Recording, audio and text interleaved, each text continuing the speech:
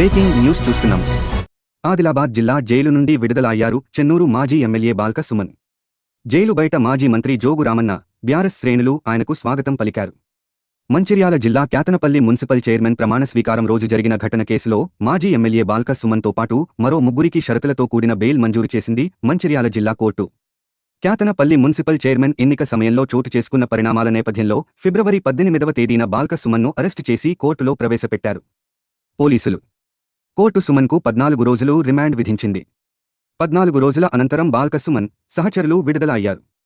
US 1891-2-1912-191-3-121-2-223 RW 190 BNS కింద case. 25,000 సొంత పూచీకత్తుపై షరతులతో కూడిన బెయిలు మంజూరు చేసింది కోర్టు. ఏ1గా ఉన్న బాల్క సుమన్తో పాటు ఏ2 మాజీ జెడ్పీ వైస్ చైర్మన్ మూల రాజిరెడ్డి, ఏ4 దోమకొండ అనిల్, ఏ8 రామిడి లక్ష్మీకాంత్లకు కోర్టు బెయిల్ మంజూరు చేసింది.